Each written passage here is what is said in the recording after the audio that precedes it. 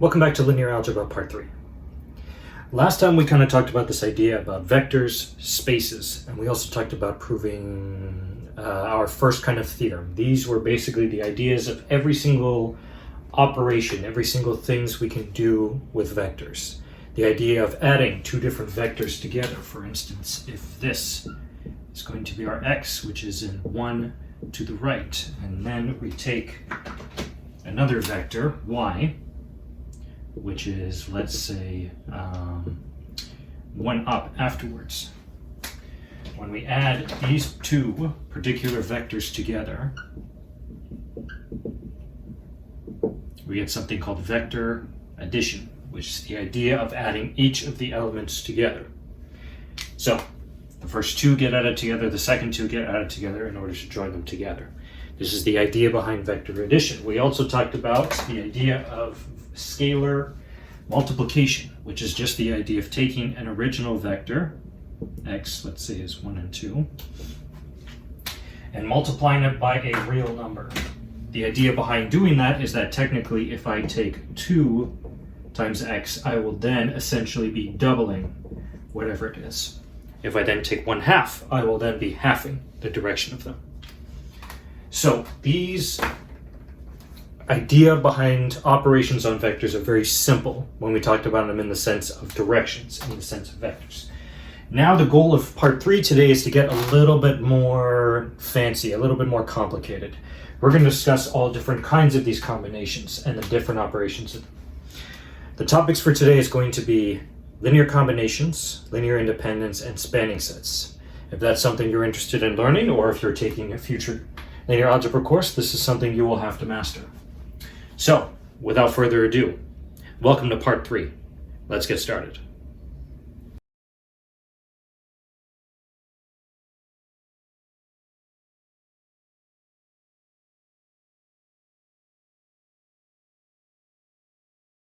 So our first topic is the idea of linear combinations. Now this is going to combine the two things we learned in the previous parts. So first let's define what a linear combination is going to be. So let's start with a definition. We need to first list let v1 to vk be vectors in Rn. Now often you would need to write a little bit more with vectors, but we use this little half arrow above it to indicate this is a vector. Okay, now we say that a linear combination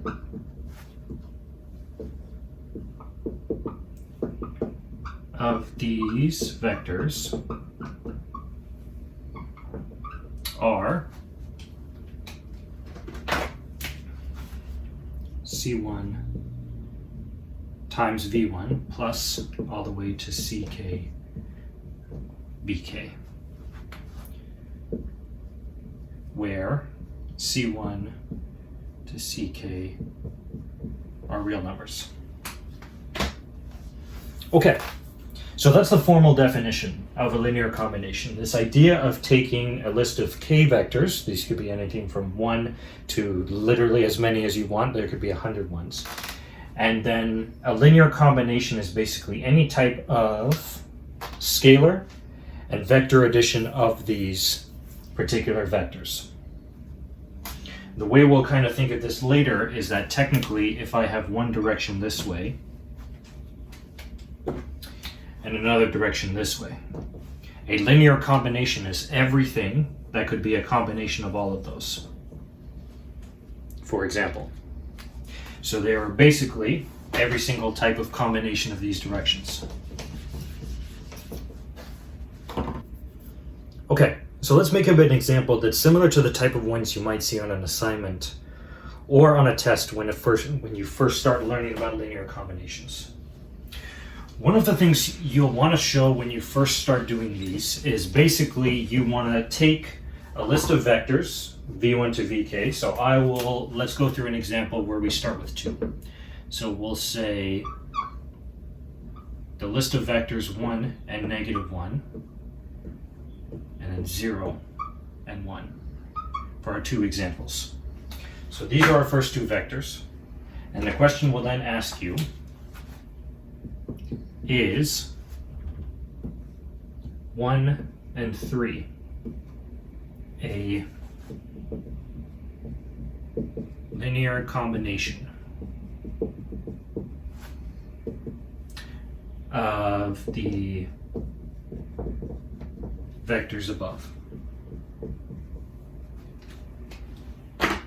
This would be your first kind of question you would see with these. The idea behind a linear combination is we need to find a way to show that some type of combination of these two will give us back this one. So you would start these type of questions by saying, let 1 and 3 equal to C1 times the first vector, and C2 times the second vector.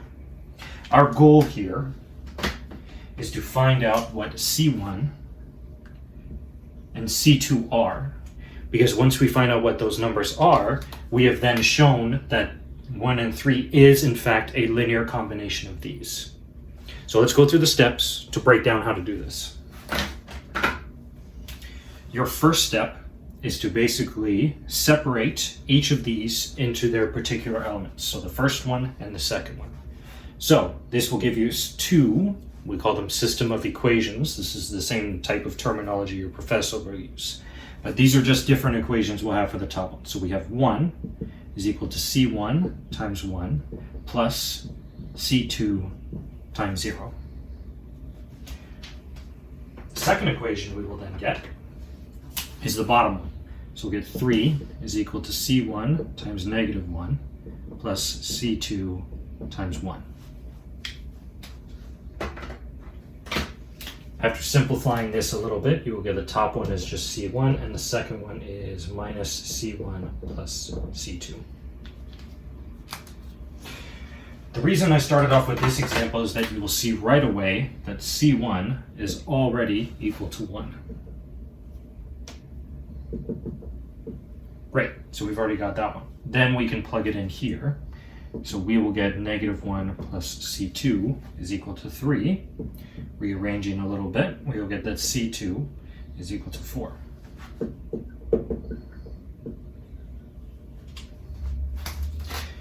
Now, this is technically all you need to get the answer to this is all you need in order to get the answer to an assignment or to a quiz. However, for the sake of guaranteeing when you do these quizzes, you always want to plug these back in and see.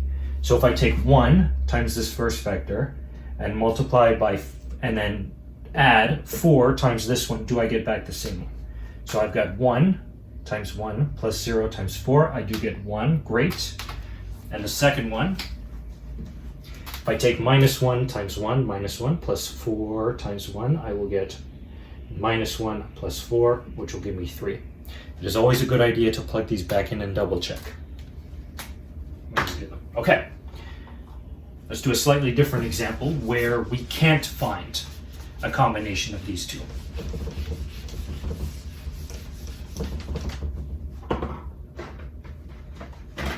Okay, so let's let V1 be the vector 1 and 1. And then we will let the second vector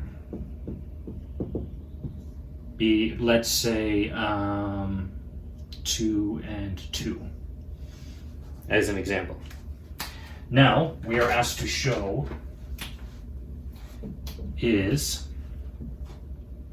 -1 and 0 a linear combination of V1 and V2. Okay, so similar to the last time, we need to set this up the exact same way. So we will have -1, 0 is equal to -1 times 0 is equal to C1 times the first vector, C1 times 1 and 1, plus C2 times 2 and 2.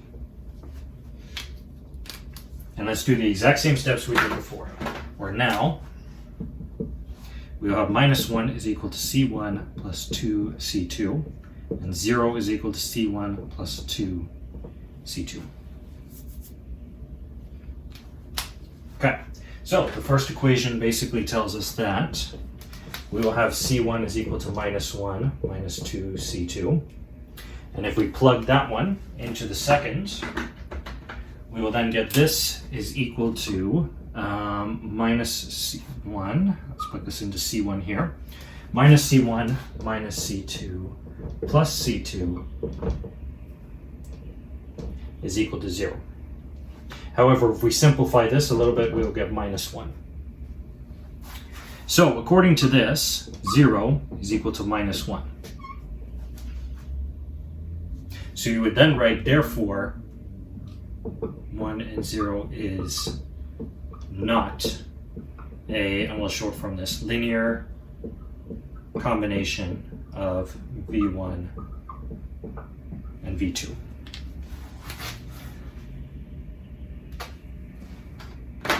Okay, so that's the idea behind linear combinations and the type of questions you will be asked when you first learn about them.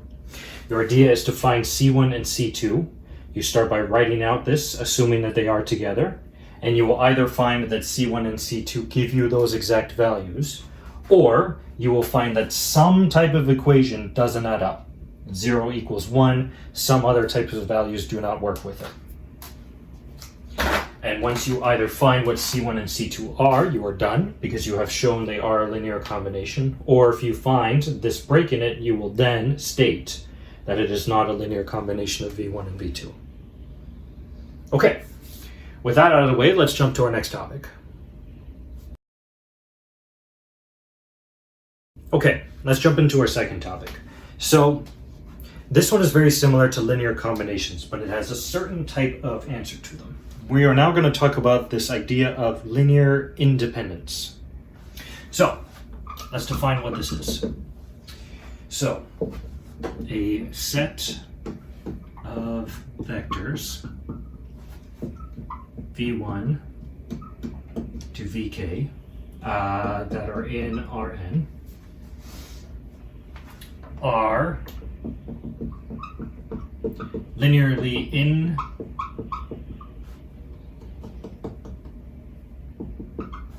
independent if C1 to Ck are real numbers such that 0 is equal to C1 V1 Ck Vk, then implies that C1 all the way to Ck are 0.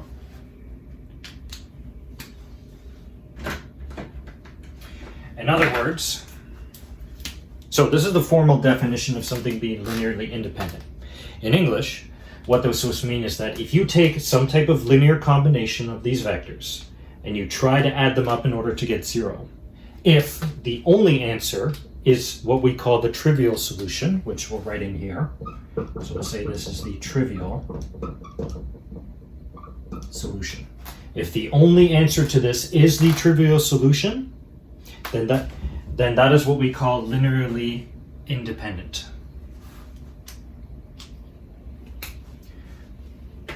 If this is not the case, if there exists some Ci that is not 0, such that this is true, then we call it linearly dependent. Dependent for those. So let's now talk about what type of vectors you expect to see are linearly independent and what this means in context. Okay, let's do some examples.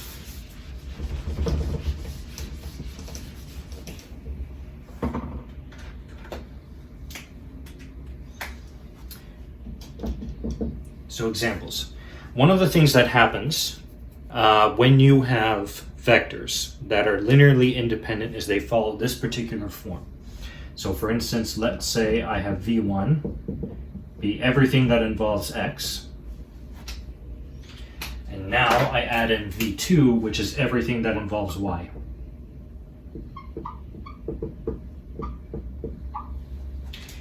When everything is linearly independent, these vectors will be 90 degrees to each other. So let's show that. Let's take these vectors, v1 and v2, and let's have a question that asks us, are they linearly independent? Linearly independent for short form. So let's go through the steps. Similar to what we did with linear combinations, we're going to do the same thing here. So we're going to have 0, and 0 be equal to c1 times the first one plus c2 times the second. Let's find out what happens.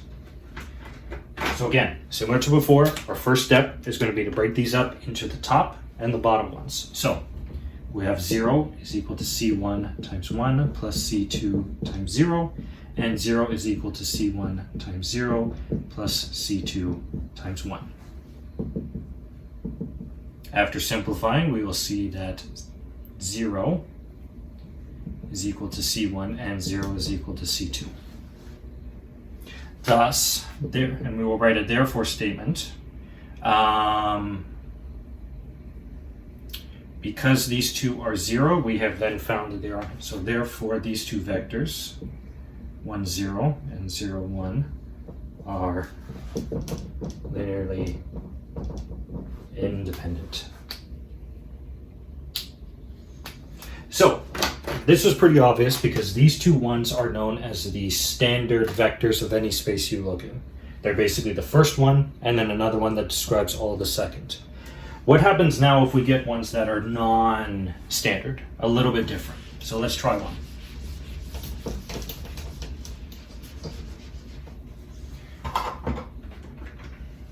So are the vectors 1, 1 and 1 and negative 1 linearly independent? Again, same as before, we're going to have 0 and 0 equal to c1 times the first vector plus c2 times the second vector. Let's find out what happens. So, next step we find is we break them apart. It's equal to c1 times 1 plus c2 times 1, and then 0 is equal to c1 times 1 plus c2 times minus 1. So after breaking these up, the first equation will then give us that rearranging c1 is equal to minus c2. Let's then plug that into the second one and see what happens. So now 0 is equal to minus c2 from this one. So again, this is minus 2c2, therefore c2 is equal to 0, and therefore plugging this into the first one here, we will get that c1 is 0. Therefore 1, 1 and 1 minus 1 are linearly independent. Now these ones weren't standard, they weren't trivial when we first looked at them. But when we end up drawing these, you'll see that 1 and 1 goes one direction to the right and one direction up. And then when we draw the second one, we'll get one direction to the right and one down.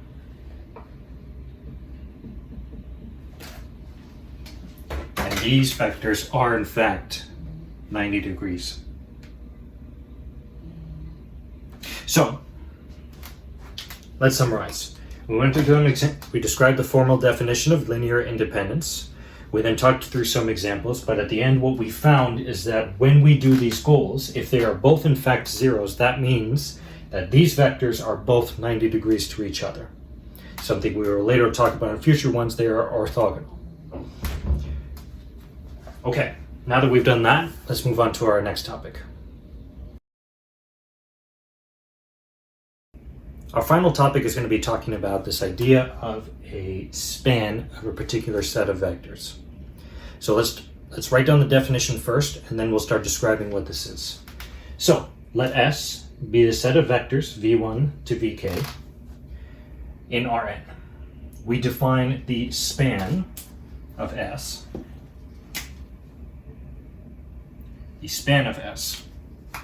as span of the set S is equal to,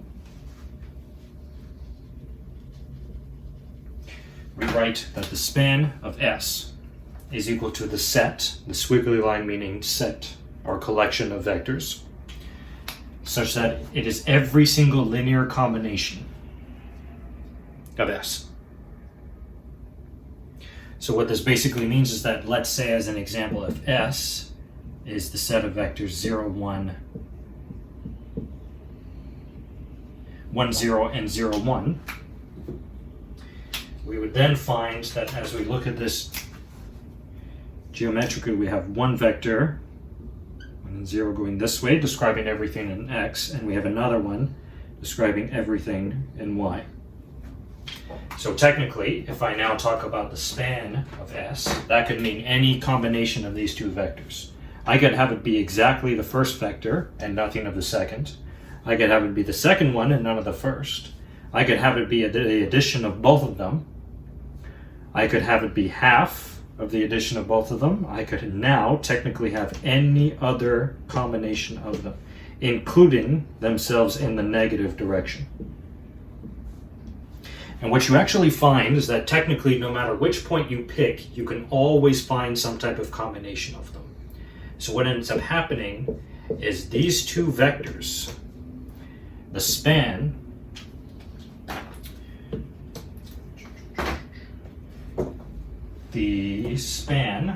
of these two, there we go. So the span of the vectors 1 and 0, and 0 and 1, end up being the entire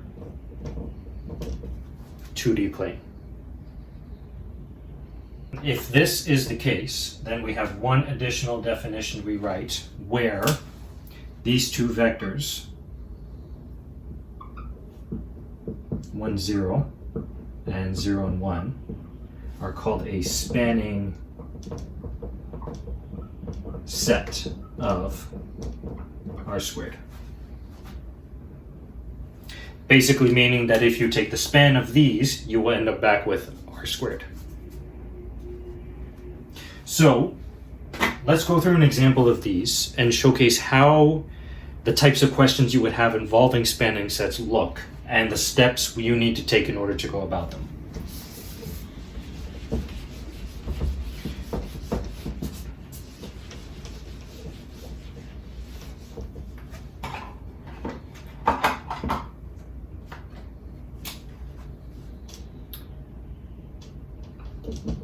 Okay, so let's have the first example basically be how we introduce the spanning sets. So how do we show that the span of 1 and 0 and 0 and 1 is in fact everything in R2? So the idea behind this is that you technically need to show that if you have a particular vector in R2, that you can find a linear combination of it using these two. So let's do an example. Or let's show these steps. So you basically say let a vector x and y, we will actually call this x1 and x2, be a vector in R2. And what we want to show is there exists C1 and C2 that are real numbers, such that x1 and x2, x1, x2 are equal to a linear combination of the first two vectors. Okay, so we in this video, in part 3, we have gone through the steps we need to, that we know of when we have a linear combination of something, so we're going to use the same steps. So, x1 is now equal to c1 times 1 plus c2 times 0, and x2 is equal to c1 times 0 plus c2 times 1. When we end up simplifying that and rearranging, we get that c1 is equal to x1 and c2 is equal to x2.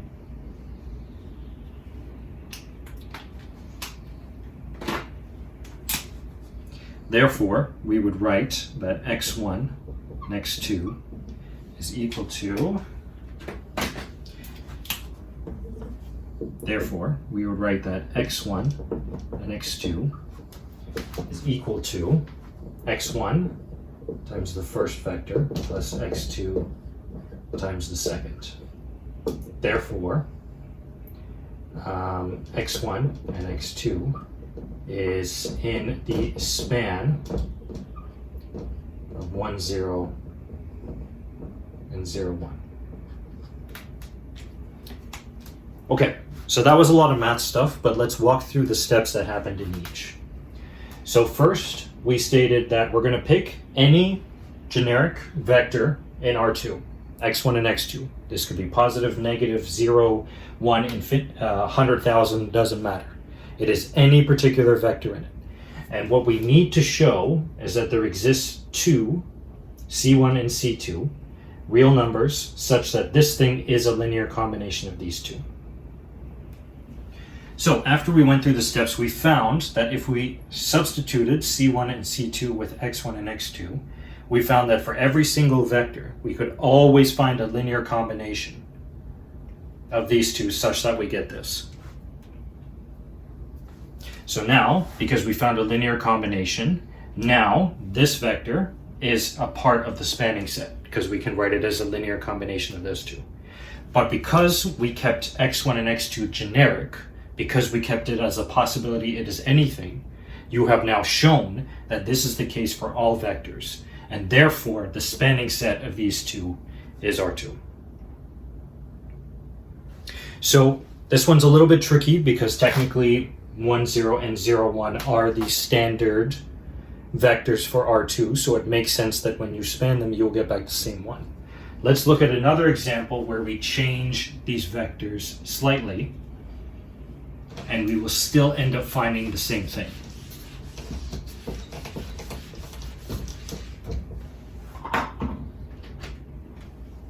Okay, so now let's replace these with 1, 1, and 1, and negative 1. And let's see if we can show the same thing. So, we will now let x1, x2 be any vector in R2. And we want to show that there exists c1 and c2 such that x1, x2 is equal to c1 times 1 and 1 plus c2 times 1 and negative 1. Okay.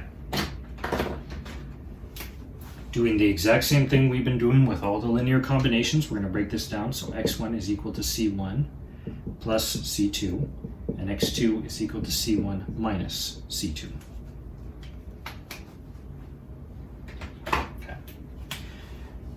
So again, our goal is to find c1 and c2, so we're going to try to solve for those. So the first equation I will move c1 to one side to get x1 minus c2, and we will substitute it into this one.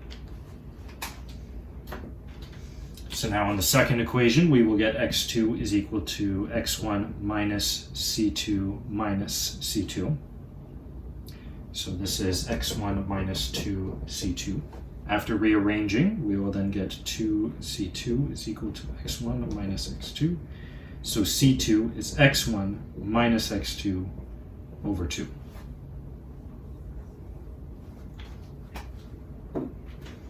Now when we substitute that back into this one, after a little bit of math, we will get that x1 plus x2, that c1 is equal to x1 plus x2 over 2.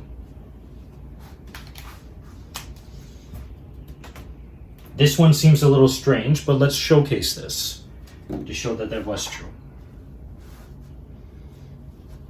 So, what we found is that when we tried to make a linear combination of x1 and x2 using these two, we found what c1 and c2 was. So, if we take a linear combination of these two, so we'll take x1 plus x2 over 2 times 1 and 1 plus x1 minus x2 over 2 times 1 and minus 1. Do we end up getting x1 and x2?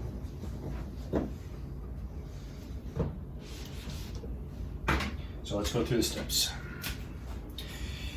In this first one, we will then bring this inside. We'll have x1 plus x2 over 2, x1 plus x2 over 2, plus x1 minus x2 over 2, and then this becomes negative, so we have minus x1 minus x2 over 2.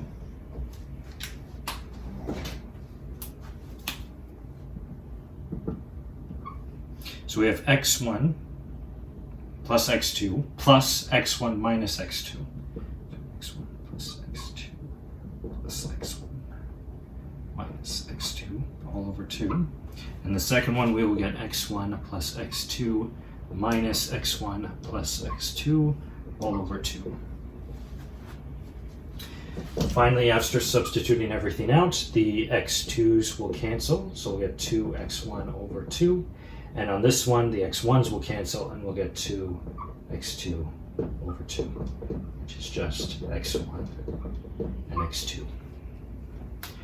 So it turns out that for these two particular vectors, if you pick the first, if you pick c1 to be x1 plus x2 over 2, and you pick the second one to be x1 minus x2 over 2, you will always end up finding a linear combination of any vector in there. So if I were to say, find me c1 and c2 such that 2 and 3, or sorry, let's make it slightly easier, such that 2 and 6. So let's say 2 and 6, which is an element of R squared. We would say that c1 has to be 2 plus 6, 8 over 2, which is 4. And c2 has to be 1 minus 7, so 4 over 2, so minus 2. What we would then find is 4 times 1 and 1 minus 2 times 1 and negative 1 would then give us 4 times 1 minus 2 times 1, 4 times 1 minus 2 minus negative 1. 4 minus 2 is 2. 4 minus minus 2 is 6. And we will end up getting back 2 and 6. So the idea to show this is you take a general vector in R2, any one, and you find C1 and C2 that have to do with these values in some way, shape, or form. After that, through an example, this kind of just showcases why we ended up doing all of that. And that is it for spanning sets. Thank you very, very much for watching. I hope you learned something today about linear combinations, linear independence, and spanning sets. And I hope this helps you on your journey in your linear algebra course. Again, as always, please feel free to comment any questions that you have following it. We'll either do a quick response in the comments for you, or if it's good enough, we will then do a follow-up YouTube Shorts, or I will post it to TikTok for you. As always, best of luck on your assignments, your courses, and studying, and I will see you next time, kiddo.